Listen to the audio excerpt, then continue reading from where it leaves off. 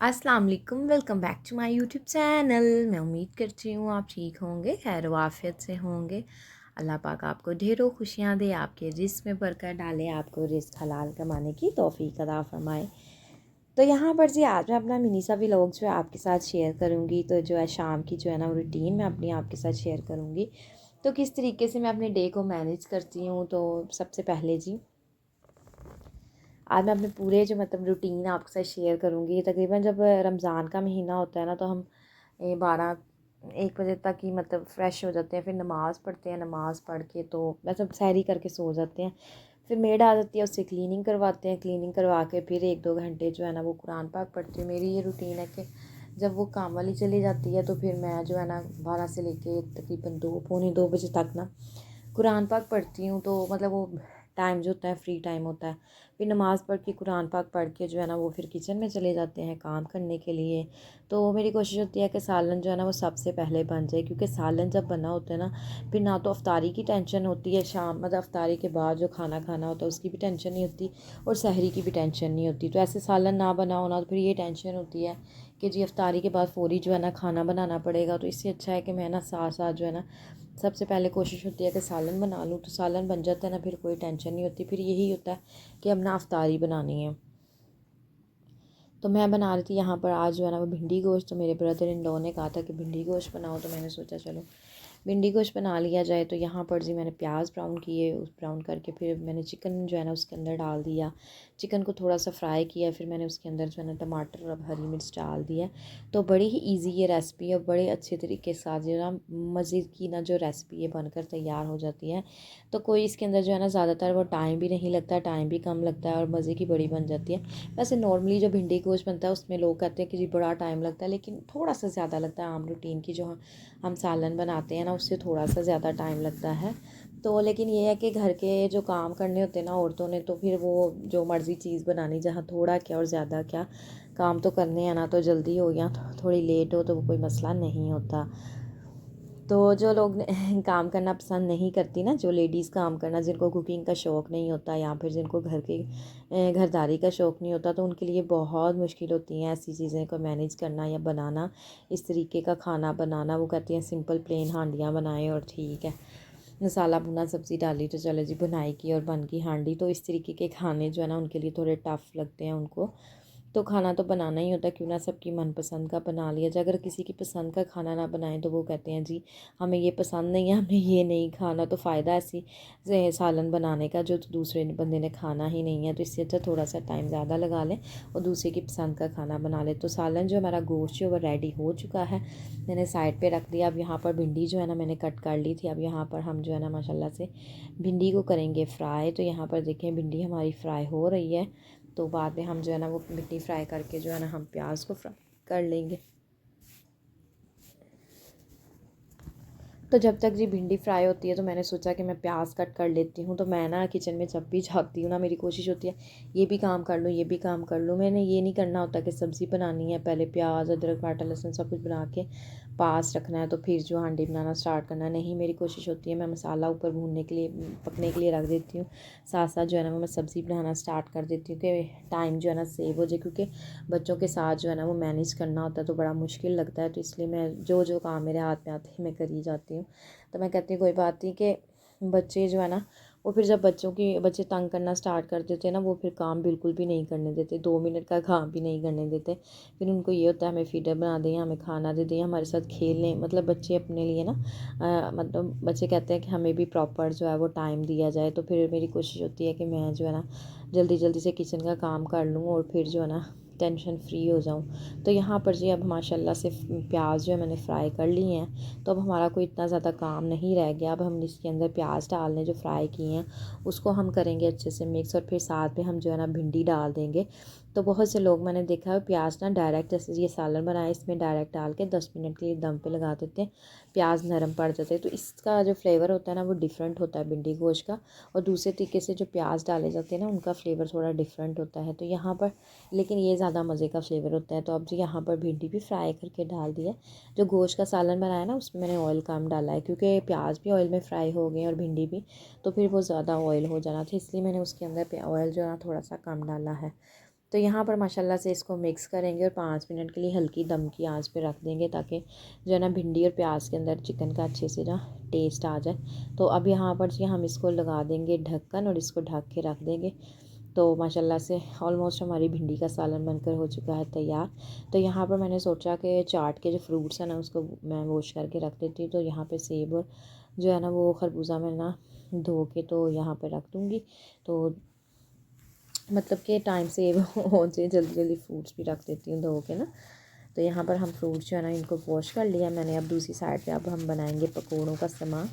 तो पकोड़े माशाल्लाह से जैसे मेरे हस्बैंड को ना बहुत पसंद है, वो बड़े शौक़ से ना पकोड़े खाते हैं, तो इसलिए जो है ना मैं पकोड़े ज़्यादा बनाती हूँ। अक्सर ही ना मतलब पकोड़े जब भी मैं उनसे पूछूँ ना कि आज इफ्तारी में क्या बनाऊँ, तो वो कहेंगे पकोड़े बना लो, दही बल्ले बना लो। दही बल्ले भी उनको बहुत पसंद है।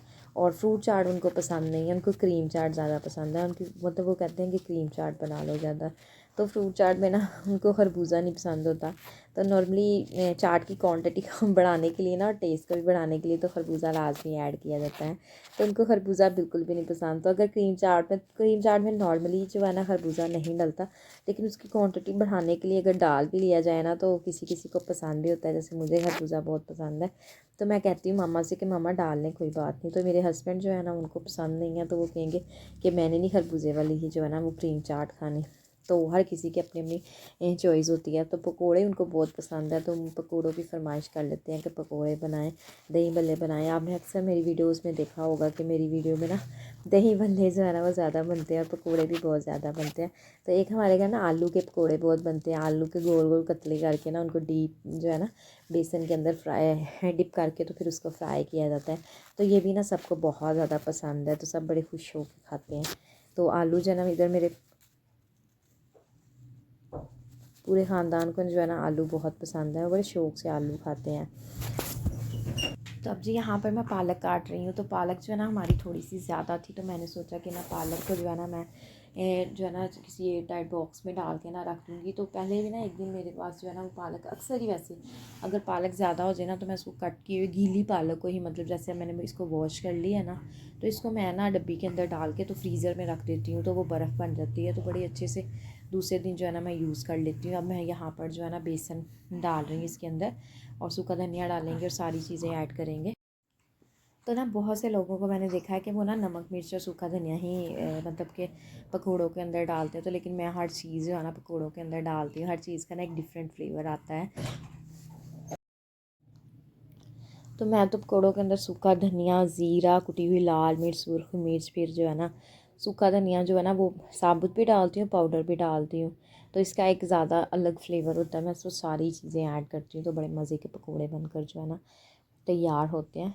तो नमक मिर्च के साथ भी होता होगा अपना एक फ्लेवर, लेकिन मैं तो सारी चीज़ें ऐड करती हूँ। कुटी हुई लाल मिर्च मैं लाजमी डालती हूँ, बड़ी मज़े की लगती है पकौड़ों के अंदर ना। तो हो गरम मसाला भी मैं थोड़ा सा डालती हूँ, पाउडर जो है ना वो बड़ा डिफरेंट सा एक फ्लेवर आता है पकौड़ों का। तो अब यहाँ पर मैं इसको ना जो मिक्स कर लेती हूँ। तो याद रखिएगा पकोड़े आपने जब भी बनाने हो ना, तो आपने जो है ना मिक्सचर जो है ना वो उसी वक्त ही बनाना है, पानी डाल के ना उस वक्त ही पकोड़ों का मिक्सचर बनाना है। ये नहीं 2 घंटे पहले जो है मिक्सचर बना के रख देना। वो जो होता है ना आलू जो हमारे नरम पड़ जाते हैं, पानी छोड़ देते हैं, प्याज भी नरम पड़ जाते हैं, पानी छोड़ देते हैं। तो वो पकोड़े बड़े बेढंगे से बनते हैं, कोई शेप नहीं बनती उनकी, कोई मतलब एक अच्छे नहीं बनते। तो जब भी आपने पकोड़े बनाने हैं ना तो फ्रेश ही उसको उसी वक्त मिक्स करें, और एक साइड पे पकोड़ों का जो है ना तेल गर्म करने के लिए रख दें, दूसरी साइड पे मिक्स कर लें। हाँ, आप उसके प्याज, आलू, पालक जो सब कुछ पहले कट करके रख सकते हैं, चीज़ें भी सारी डाल दें, बेसन भी डाल दें, नमक भी, बस उसको मिक्स नहीं करना आपने पानी डाल के ना, मतलब उसको मिक्सचर जो है ना फुल तैयार नहीं करना। इस तरीके से आपके जो पकोड़े अच्छे नहीं बनेंगे। तो यहाँ पर जी अब टैंग बन रहा है माशाल्लाह से, कितने दिन हो गए हैं तो वो ना बन रही थी शिकंजवी। तो आज जो है ना वो टैंग हमने सोचा कि टैंग बना देते हैं। शिकंजवी पी पी के ना जो बोर हो गए हैं सब, तो टैंग बना ले। वैसे नॉर्मली रूटीन में मैं पानी मीठा बहुत कम पीती हूँ, मेरा वेट गेन जो है ना बड़ी जल्दी होता है, तो इसलिए मीठे पानी को ना मैं थोड़ा सा अवॉइड ही करती हूँ। तो मीठा पानी मैं कम पीती हूँ। तो यहाँ पर जो है ना पाइनएप्पल फ्लेवर का टैंग बन रहा है। तो वैसे गर्मी बहुत ज़्यादा नहीं है ना, तो इसलिए पानी जो है ना वो कम ही बनता है, ज़्यादा पानी नहीं बनता। एक एक ग्लास जो है ना बड़ी मुश्किल से सब पीते हैं, तो इसलिए पानी जो है वो कम ही बनता है। तो यहाँ पर माशाल्लाह से हमारा जो है ना वो टैंग भी तैयार ऑलमोस्ट हो चुका है। तो अब जी हमारा जो ऑयल है वो भी गर्म हो चुका होगा, तो अब हम जो है ना वो पकोड़े फ्राई करेंगे। तो चलें जी, अपने पकोड़े जो है ना वो उनको फ्राई करते हैं। तो यहाँ पर जो ऑयल हमारा माशाल्लाह से गर्म हो चुका है, तो बेसन के अंदर जो है ना अब हम ये पकोड़े डालते जाएंगे। तो मैं तो इतना ज़्यादा मिक्सर उठा लेती हूँ इकट्ठा, थोड़ा थोड़ा करके ना हर जगह पे जो है ना फैला देती हूँ, और पूरा मैंने कढ़ाई भर देनी होती है मिक्सर के साथ। तो मैंने ये नहीं करना होता स्पेस स्पेस दे के, नहीं साथ साथ जुड़ते हैं तो जुड़ी जाए। शेपलेस पकोड़े ही अच्छे लगते हैं। कभी देखा आपने शेप के अंदर पकोड़े बने हो? नहीं, शेपलेस पकोड़े ही अच्छे लगते हैं। टेढ़े मेढ़े से पकोड़े ही अच्छे लगते हैं, मज़े के लगते हैं और देखने से भी अट्रैक्टिव लगते हैं। पता चलता है पकोड़े, कई लोगों को मैंने देखा चम्मच के साथ डालते हैं, वो टिक्कियाँ टाइप बन जाती हैं। वो पकोड़े थोड़ी ना होते हैं, वो तो टिक्कियाँ होती हैं। तो इस तरीके से आप भी बनाया करें, बड़े मज़े के आपके पकोड़े जो है ना वो बनकर तैयार होंगे। तो यहाँ पर माशाल्लाह से बन रही है हमारी क्रीम चाट। तो ये जो आलमंड है ना, ये मैंने रोस्ट करके ना क्रीम चाट के अंदर डाले थे। तो ये आलमंड रोस्ट करके डाले थे, बिलीव करें इतना मज़े का इनका फ्लेवर आया था ना। मतलब कि एक जैसे नॉर्मली हम जो वो डालते हैं ना, आलमंड डालते हैं काट के, कच्चे जैसे होते हैं, तो उनका फ्लेवर नहीं आता। वो मतलब नॉर्मली जैसे हम बादाम खा लें वैसा ही लगता है। लेकिन ये रोस्ट करके आप डालेंगे ना, इतना मज़े का और क्रंची से बादाम हो जाएंगे ना, तो बड़ा ही मज़े का फ्लेवर आता है। तो यहाँ पर अब ये जो बादाम है ना इसके अंदर डाल देंगे, तो इसको अच्छे से करेंगे मिक्स। तो माशाल्लाह से हमारी चाट जो है ना वो बनकर तैयार हो जाएगी। अब इसको थोड़ा सा पतला करने के लिए इसके अंदर ना हम थोड़ा सा दूध ऐड कर देते हैं। तो मैंने इसके अंदर थोड़ा सा ना दूध ऐड किया ताकि जूसी जूसी से हमारी जो है ना क्रीम चाट बनकर रेडी हो। तो यहाँ पर देखें माशाल्लाह से हमारे मज़े मज़े के क्रंची से पकौड़े बनकर हो चुके हैं तैयार। तो हमारी तो अफ्तारी माशाल्लाह से हो गई है बनकर तैयार।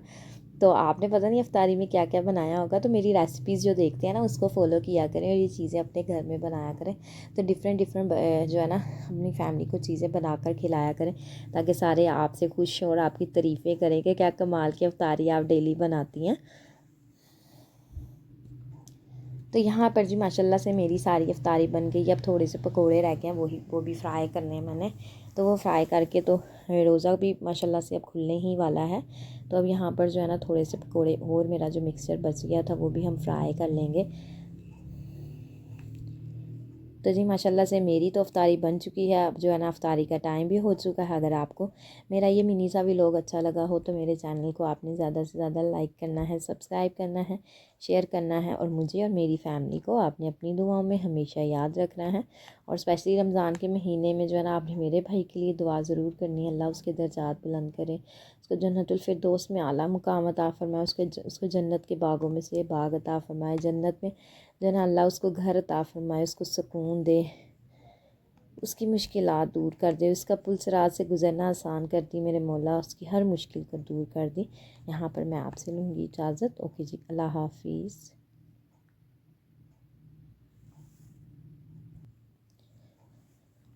तो यहाँ पर जी मेरे थोड़े से पकोड़े रह गए थे, मैंने कहा जल्दी जल्दी से इनको फ्राई कर लूँगा, तो अज़ान भी होने वाली है।